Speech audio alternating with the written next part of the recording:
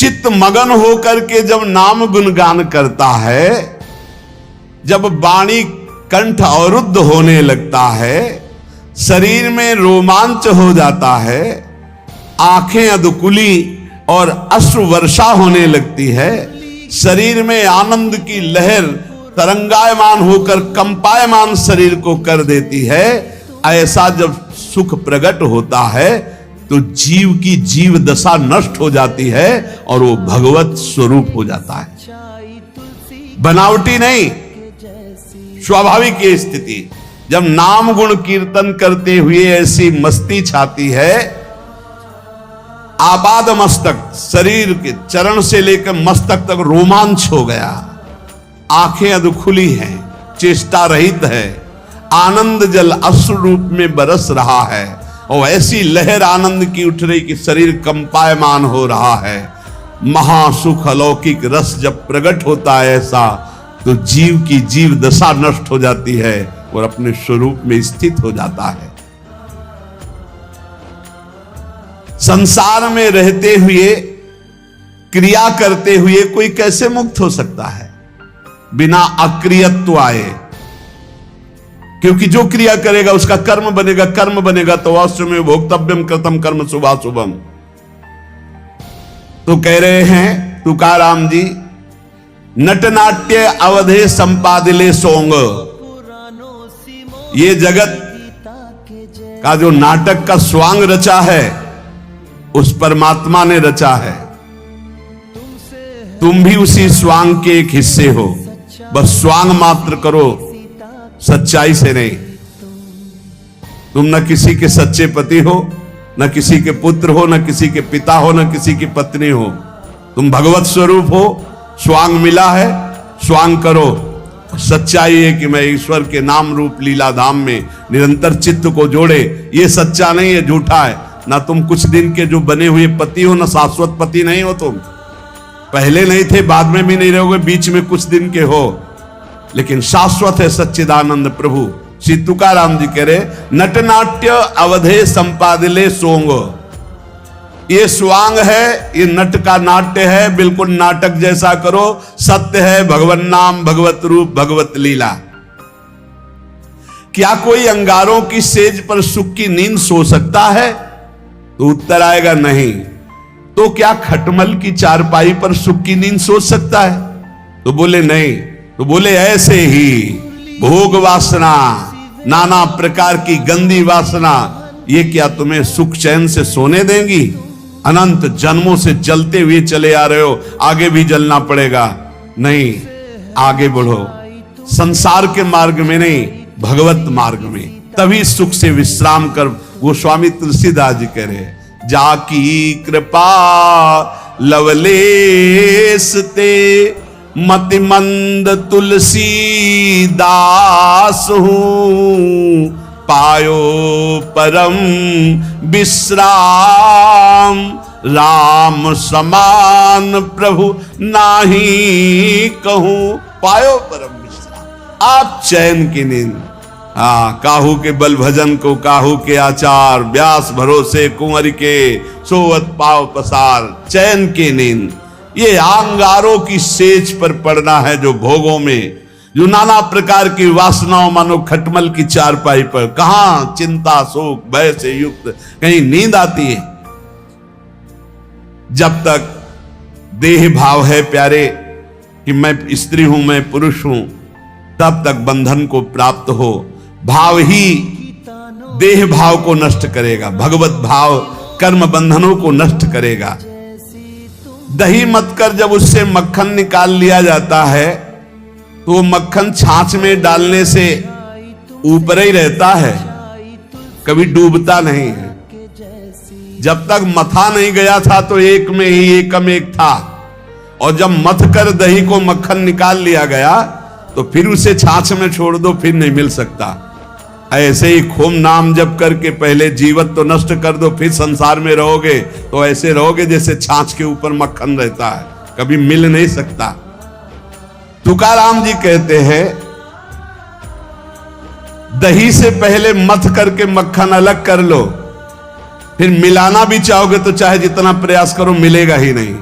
ऐसे ही एक बार तुम देह भाव से अलग हो, नाम जप करके ऐसा ज्ञान प्राप्त करो, फिर संसार में तुम्हें कोई नहीं बांध सकता। प्यासा प्यासे की हालत जानता है, भूखा भूखे की हालत जानता है।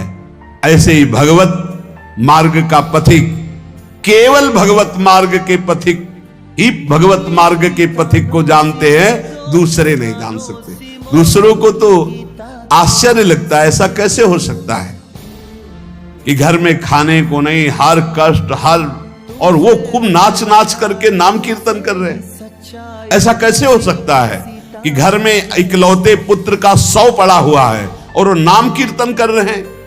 ऐसा कैसे हो सकता है कि क्षण क्षण पर कष्ट दिया जा रहा है और वो हरि हरि हरि मेरा हरि मेरा हरि। ऐसा कैसे हो सकता है प्रहलाद जी? ऐसा कैसे हो सकता है? 22 बाजारों में मार कोड़े खाल खींच ली गई, फिर भी ना तो भक्ति में फर्क पड़ा ना भक्त में फर्क पड़ा। वैसे ही भक्ति, वैसे ही मुख प्रसन्न। कैसा कैसे हो सकता है? ये बात जैसे प्यासे को प्यासा जानता है, भूखे को भूखा जानता है, ऐसे ही भगवान के भक्त को सिर्फ भगवान का भक्त जानता है। ये विषयी सांसारिक प्रापंचिक लोग उसे नहीं जान सकते।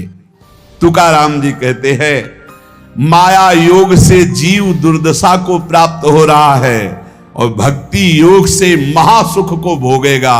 इसलिए माया योग से हटो और भक्ति योग को प्राप्त करो। अनित्यम सुखम लोको मिमम प्राप्य भजस्व माम। ये संसार के नाशवान सुख भोगों से मन को हटाओ, लोक के भोग तुम्हें दुर्गति को प्राप्त करा देंगे। प्राप्य भजस्व माम, मुझे भजो। भगवान कह रहे मेरा स्मरण करो। बाटे या जनाचे थोर व आश्चर्य, विषय वडिम भूतले जीव।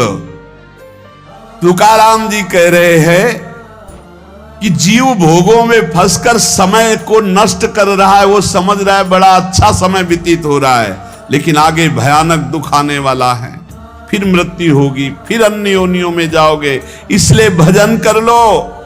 पैसा के बल से, भोगों के बल से, पद के बल से तुम काल से नहीं बच सकते। उन्मत्त मत हो, भजन कर लो। तुकाराम जी कह रहे बड़ी दया आ रही ऐसे जीवों पर जो भोगों के बल से, धन के बल से अपने जीवन को नष्ट कर रहे हैं कि समय बढ़िया जा रहा है बड़ी मौज मस्ती से, लेकिन वो आगामी दुख को नहीं देख पा रहे हैं।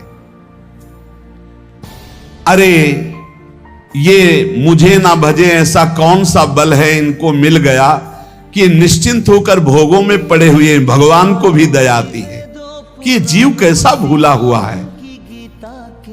इनमें कौन सा ऐसा दम है जो अंत काल में तुम्हें काल से बचा सकता है? रुपया में, पत्नी में, पुत्र में, पति में, परिवार में, धन में, किसमें ऐसा बल है जो तुम्हें मृत्यु से बचा सके? जब मृत्यु से नहीं बचोगे तो फिर अगला जन्म होगा, फिर उस योनि में नया।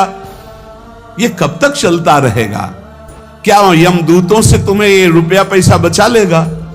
क्या यमदूतों के दंड से तुम्हें ये नाना प्रकार के शरीर संबंधी लोग बचा लेंगे? नहीं। तो विद्या बचा लेगी, वयस बचा लेगी, प्राणियों का रिश्ता नाता तुम्हें बचा लेगा। अरे अब होश में हो जाओ। संसार काल का कलेवा है, इसमें कोई नहीं बचेगा, सब मरेंगे। इसलिए नाम जप कर ले, अपने को बचा ले। बचाना क्या है? देह भाव से हट गए, बच गए। भजन के बल से देह भाव से हट गए तो मृत्यु का प्रवाह देह में होगा, आपका आपके ऊपर नहीं। आप परम पद को प्राप्त हो जाएंगे। जीव तू मृत्यु को मत भूल। मृत्यु को बड़ा चस्का लगा है लोगों के मारने का। वो किसी को नहीं बख्शती, सबको मारती चली जाती, रौंदती चली जाती है। एकमात्र नंद नंदन यशोदा नंदन है जो तुम्हें मृत्यु से बचा सकते हैं, देह भाव रहित करके। चाहे कोई कितना बुद्धिमान हो, क्या चीनी से ऊख बना सकता है? गन्ना बना सकता है? गन्ने से चीनी तो बन गई, लेकिन चीनी से गन्ना खड़ा कर सकता है फुल? कभी भी कितना भी बड़ा विज्ञानी हो, गन्ने से चीनी बन गई, गन्ने का रस फिर उबाला गया, फिर वो चीनी बनने के अधिकार में आ। पर चीनी से गन्ना बना सकता है। तो बोले नहीं। तो बोले वैसे दिमाग खर्च कर ले तू, जन्म जन्मांतर में मृत्यु के चक्कर में पड़ा हुआ है। जब तक तू भगवान का भजन नहीं करेगा तब तक तू सुख नहीं प्राप्त कर सकता। सुख सिंधु से तू प्रकट हुआ है, अब सुख सिंधु का भजन कर ले, नहीं तो तू सुख सिंधु खड़ा नहीं कर सकता संसार में। मकान बना के करोड़ों अरबों रुपया जमा करके नाना प्रकार, जैसे चीनी से फिर ऊख नहीं बनाया जा सकता, ऐसे तू लाख उपाय कर ले अपनी बुद्धि से। इस दुखालय संसार में तू है सुख स्वरूप, लेकिन तू सुख नहीं पा सकता बिना सुख सिंधु का भजन के।